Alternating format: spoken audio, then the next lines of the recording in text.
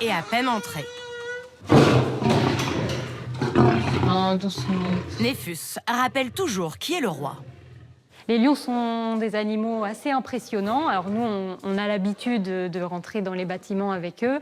Mais voilà, il faut toujours être vigilant pour ne pas faire d'erreurs qui seraient impardonnables avec eux. Néphus a l'oreille attentive sur la loge d'à côté.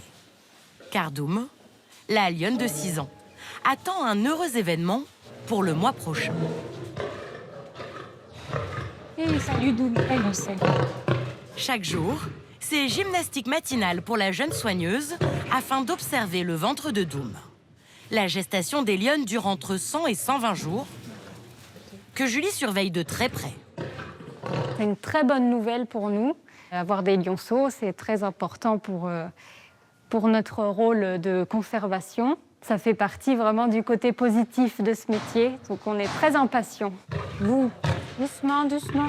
Pour Julie, c'est une première. La mise bas peut intervenir dans ces prochains jours. Mais impossible d'être plus précis sans pouvoir toucher la lionne.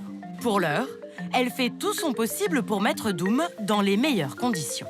On va mettre de la paille pour qu'elle puisse avoir une bonne litière pour que ça mise bas. On passe même le balai pour que tout soit très propre pour elle. Cela fait 2 ans qu'elle s'occupe de la femelle au quotidien. Avec Doum, pas de câlin ou de papouille. Petit coup de pression. Mais un lien discret est apparu avec le temps. Doum, on a cette relation assez privilégiée. J'aime beaucoup son petit caractère un peu rebelle.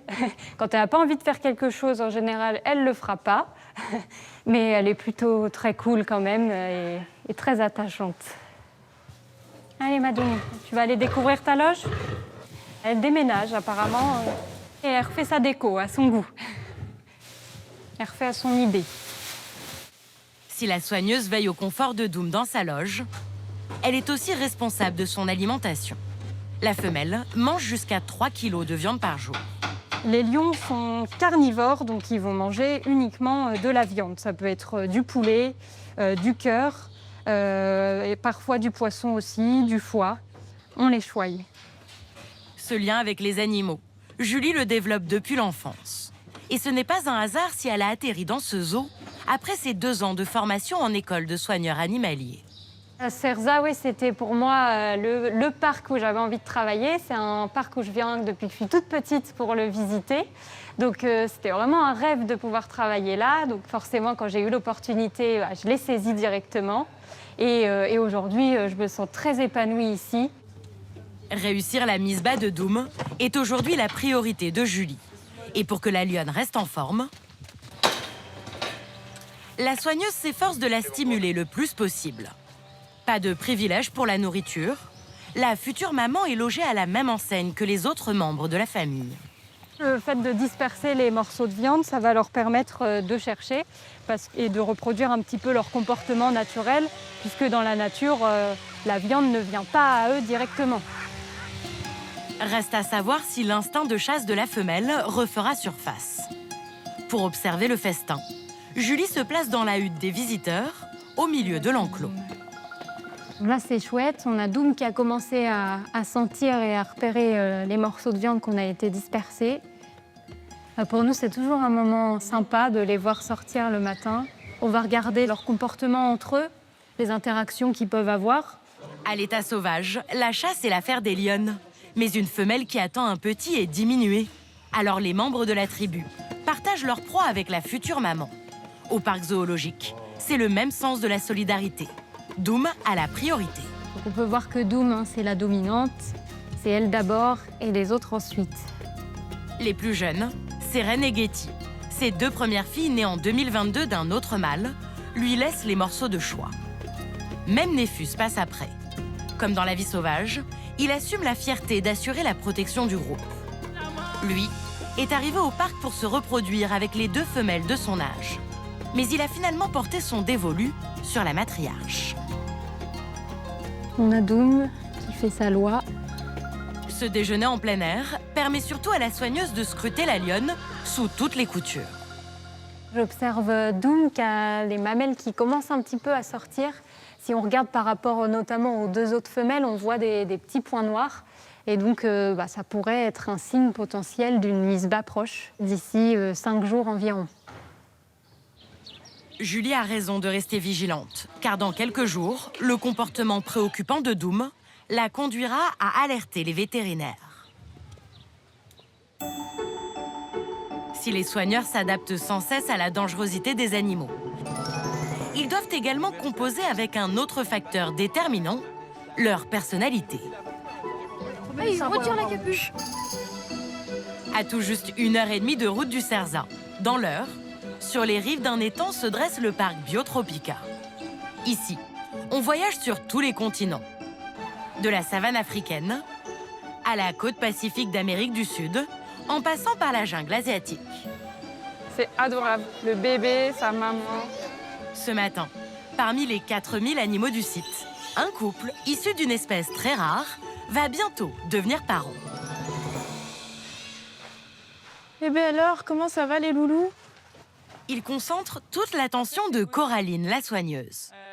Nous avons Gus à droite et Cora, notre petite boulette, à gauche. Cora, elle a un caractère qui est un peu plus explosif. C'est elle qui porte la culotte. Gus, c'est vraiment la force tranquille. Faut pas aller trop vite le matin, pas trop vite l'après-midi. Gus et Cora sont des tamanoirs d'Amérique du Sud âgés de 5 ans. Ils font près de 2 mètres de long et plus de 30 kilos. Des créatures qu'on pourrait croire tout droit sorties de l'imagination d'un enfant. Cora, tu viens, Nénette? Une tête allongée, une bouche minuscule, sans aucune dent, avec une langue visqueuse de 60 cm. Ce qui fait de lui un redoutable aspirateur à insectes, qui peut ingurgiter jusqu'à 30 000 fourmis par jour. D'où son surnom, le fourmilier géant. C'est un animal très particulier. Souvent, on entend de nos visiteurs que c'est un animal préhistorique, un petit peu sorti de nulle part, un mélange entre un éléphant, un tapir, etc. Mais non, c'est bien une espèce à part entière, le tamanoir, qui a son charme malgré tout avec ses petites oreilles et ce grand nez. À l'état sauvage, l'espèce est menacée par la déforestation et le braconnage. D'autant plus que la femelle ne peut donner naissance qu'à un seul bébé par gestation. Ouais, c'est très bien grand. En captivité, c'est même rarissime. Sur l'année écoulée, seule une quinzaine de bébés tamanoirs ont vu le jour dans le monde. C'est toujours assez bénéfique ces naissances, puisque du coup, on peut faire partir nos petits dans d'autres parcs pour qu'ils se reproduisent ainsi et maintenir cette espèce qui est menacée d'extinction. On agrandit un petit peu la population par nos naissances. Cora, la femelle, sait faire. Elle a déjà eu un bébé il y a 2 ans. Mais cette nouvelle gestation est particulièrement douloureuse. T'as des petits yeux quand même. Surtout au bout de 6 mois et demi, à l'approche du terme. C'est le moment un petit peu important. On espère que tout aille bien et pour notre femelle et pour notre petit aussi. Là, les risques possibles, c'est que le petit soit trop gros et donc qu'elle n'arrive pas à mettre bas. Alors cet après-midi, Coraline a appelé à l'aide Maya, l'une des vétérinaires du parc. Salut Cora. Salut ma belle. Oh, c'est dur, hein. Je trouve qu'elle a des petits yeux quand même. Ouais, après, ça doit commencer à la travailler un petit peu pour qu'elle aille marcher, faire un petit tour dehors. Ça va, ma poulette? Face à ces signaux alarmants, l'équipe veut s'assurer que le fœtus va bien et qu'il n'est pas dangereux pour la mère. Pour en avoir le cœur net, la vétérinaire veut effectuer une échographie. L'idée, c'est de suivre l'évolution du fœtus, voir qu'il grossit bien. C'est tout bon pour toi, je peux lui ouvrir? Ouais, vas-y. Mais Coraline et Maya doivent faire attention. J'aimerais bien qu'elle soit un peu plus proche. Voilà, là, c'est pas mal. Si la tamanoire stresse, elle pourrait tenter de se débattre et blesser grièvement les soigneuses avec ses griffes acérées de 10 cm, capables de tuer un jaguar, son prédateur en Amérique du Sud. Ma mission pendant l'échographie, ça va être surtout de surveiller Cora, qu'elle soit distraite par la nourriture. Et je vais surtout jeter un œil sur ses pattes avant. On va toujours prévenir notre vétérinaire dès qu'il y a un petit mouvement pour éviter d'avoir un accident. On travaille à travers le couloir de contention et on est toujours vigilant quand l'animal se retourne. Dans tous les cas, on écoute l'animal. Si à un moment il est vraiment agacé et qu'il en a marre, on n'insiste jamais pour un examen quand l'animal dort pas. Qu'est-ce qui t'intéresse ici? Ça, mets ta langue dans ma poche. Rapidement, la femelle est obnubilée par sa bouillie d'insectes.